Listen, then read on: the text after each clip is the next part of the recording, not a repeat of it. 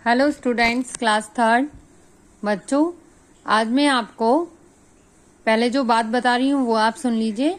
आपका जो सिलेबस मैं करा चुकी हूँ, जहाँ तक हमारी लास्ट क्लास हुई थी, वो सब आपने कॉपी में अपना नोट डाउन कर लिया होगा।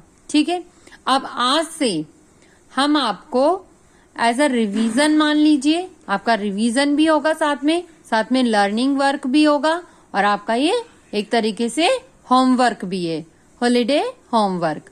ठीक है, तो आपको अब क्या करना है, आज से जो भी मैं आपको काम कराऊंगी वो आप एक अलग से सेपरेट कॉपी बनाएंगे। सेपरेट कॉपी मीन्स आपके पास कोई भी घर में 3-in-1 कॉपी रखी हो या कोई भी आपके पास खाली कॉपी रखी हो, आप उसमें करेंगे ये वर्क। ये कोई भी बच्चा स्कूल की जो रीडर की और ग्रामर की बुक कॉपी है उसमें नहीं करेंगे, ये आप सेपरेट कॉपी बनाएंगे एक अलग से।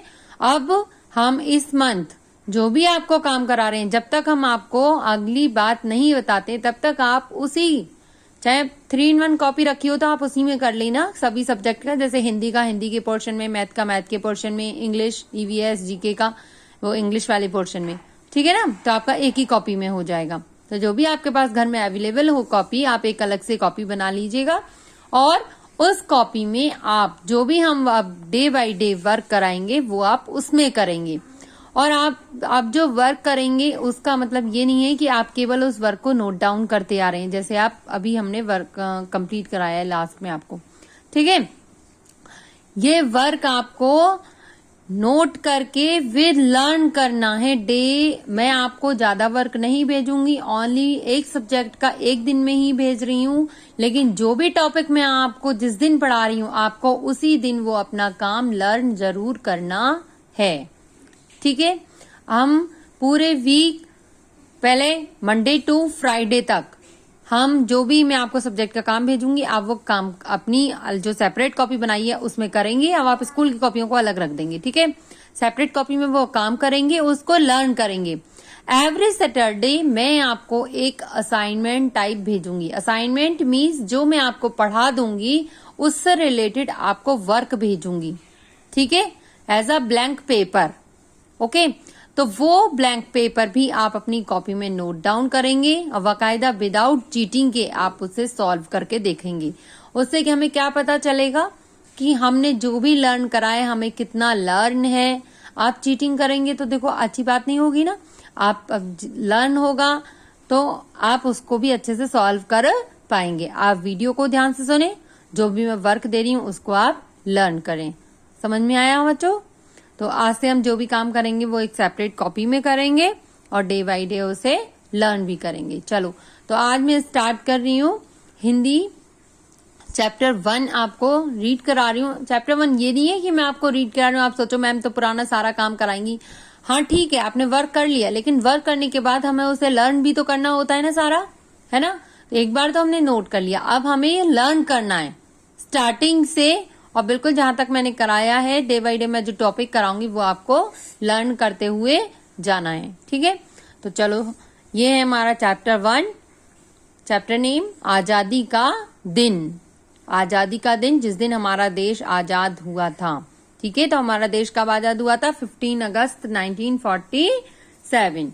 तो एक बार हम इसको रीड करते हैं। गांव गांव में, गली गली में, नगर नगर में, डगर डगर में, सबका मन हर्षाया है, आजादी का दिन आया है। मतलब गांव गांव में, गली गली में, नगर नगर में, डगर मतलब रहा पर जो भी रास्ता होता है, सबका मन हर्षाया है, सबका मन खुश हुआ है जिस दिन आजादी का दिन आया है।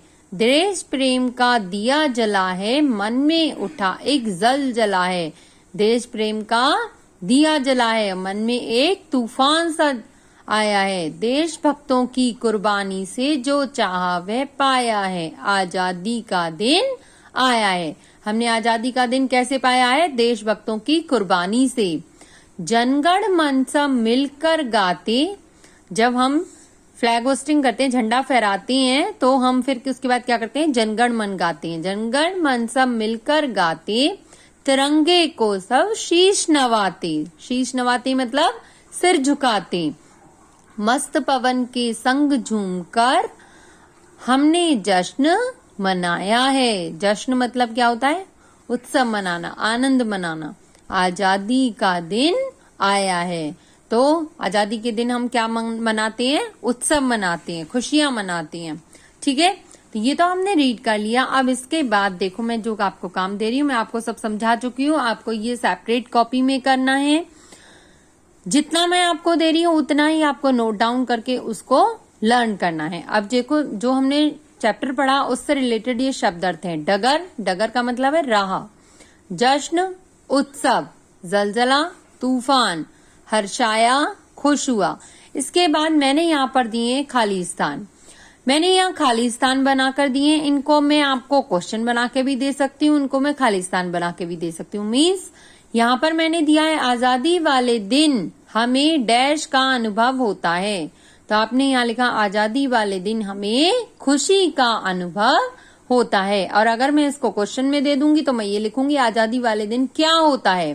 तो आप पूरा ऐसे ही लिखेंगे, आजादी वाले दिन खुशी का अनुभव होता है। कैसा की जगह क्या कर देंगे? खुशी का। तो क्वेश्चन फॉर्म में भी दे सकती हूँ और खाली स्थान फॉर्म में भी दे सकती हूँ। ठीक है, हमें डैश की कुर्बानी से आजादी प्राप्त हुई है। हमें देशभक्तों की कुर्बानी से आजादी प्राप्त हुई है। नंबर 3, हम सब डैश को शीश नवाते हैं। किसको शीश नवाते हैं? तिरंगे को। ठीक है, आजादी के दिन डैश होता है। आजादी के दिन उत्सव होता है। स्वतंत्रता दिवस का मुख्य समारोह डैश पर मनाया जाता है। स्वतंत्रता दिवस का जो मेन समारोह होता है वो कहाँ मनाया जाता है? लाल किले पर। लाल किला कहाँ है? दिल्ली में। ठीक है, और स्वतंत्रता दिवस पर जो झंडा फहराते हैं वो कौन फहराते हैं? हमारे पीएम, प्राइम मिनिस्टर, प्रधानमंत्री। ओके, हाँ। तो मैंने ये आपको यहाँ पर शब्दार्थ दिए और यहाँ पर खाली स्थान दिए। आपको ये अपनी जो सेपरेट कॉपी आप बनाओगे उसमें ये नोट डाउन करना है। बार बार मैं आपको यही बात बता रही हूँ, ये आप स्कूल की जो कॉपी होगी उसमें नोट डाउन नहीं करेंगे, या आप सेपरेट कॉपी जो बनाएंगे उसमें नोट डाउन करेंगे। तो एक वर्क तो हमारा ये हो गया। इसके बाद नेक्स्ट पर आगे बढ़ते हैं। नेक्स्ट हमारा टॉपिक है यहाँ पर भाषा।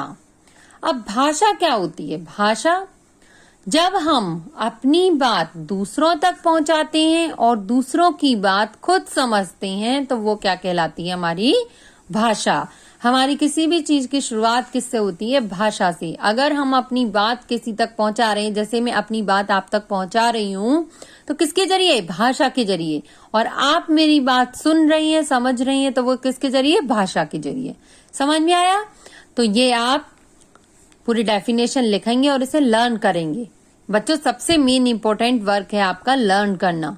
आपको ये इसीलिए मैं रिवीजन करा रही हूँ कि आपको ये work day by day learn करना है। ठीक है, इसीलिए हम 2-2, 3-3 सब्जेक्ट नहीं पढ़ेंगे, ओनली 1-1 आपको देंगे ताकि आप नोट करें और उसे लर्न करें अच्छे से। उसके बाद में आगे बढ़ते हैं। भाषा के रूप। भाषा के रूप कितने होते हैं? 2। कौन कौन सी? मौखिक भाषा और लिखित भाषा। मौखिक भाषा क्या होती है? देखो यहाँ मैंने दिया है बोलना व सुनना। मतलब जब हम बोलकर अपनी बात बताते हैं और दूसरे उसे सुनकर समझते हैं। मैंने आपको बोला और आपने उसे ओनली सुना, तो वो हमारी कौन सी भाषा होती है? मौखिक भाषा। एग्जाम्पल, जैसे मैंने कहा दादी जी कहानी सुना रही हैं, तो दादी जी सुना रही हैं और हम सुन रहे हैं, तो ये हमारी कौन सी हो गई? मौखिक भाषा। नेक्स्ट है हमारी लिखित भाषा। लिखित भाषा क्या होती है? लिखना व पढ़ना। मतलब या तो हम लिख रही हो या फिर लिखे हुए को पढ़ रही हो, तो वो हमारी क्या होती है? लिखित भाषा। जैसे मैडम आपको बोर्ड पर अगर पढ़ा रही हैं तो बोर्ड पर लिखकर पढ़ा रही हैं और आप उसे लिखे हुए को पढ़ रहे हो, तो वो क्या हो गई? हमारी लिखित भाषा। ठीक है, जब हम लिखकर अपनी बात बताते हैं और दूसरे उसे पढ़कर समझते हैं, मतलब लिखे हुए को पढ़कर समझ रहे हैं, वो होती है हमारी लिखित भाषा। और जब हम बोलकर ये और दूसरा सुनकर उसे समझ रहा है तो वो होती है मौखिक भाषा। जैसे एग्जाम्पल है, राधिका पत्र लिख रही है, तो ये कौन सा रूप हुआ? लिखित भाषा। यहाँ इसलिए मैंने आपको दोनों के एक एक एग्जाम्पल दिए हैं। ठीक है बच्चों, आई होप आप सभी को ये टॉपिक क्लियर हो गया होगा। आप इसे लिखेंगे और आप इसे बार बार लर्न करेंगे, जिससे आपको ये अच्छे से लर्न हो जाएगा, ठीक है। और मैं इससे रिलेटेड कोई भी आपको, जैसे मैंने बताया, एवरी सैटरडे आपको एक सब्जेक्ट का असाइनमेंट भेजूंगी, लाइक अ blank paper. Blank paper means मैं आपको क्वेश्चन दूंगी, आपको उसमें आंसर फिल करने हैं। ओके बच्चों, तो आज के लिए इतना ही। आप सेपरेट कॉपी बनाएंगे, जो वर्क मैंने आज आपको दिया है उतना वर्क आप अपनी कॉपी में नोट डाउन करेंगे और मेन थिंग इज उसे लर्न करेंगे। ओके, आज के लिए इतना ही। Thank you.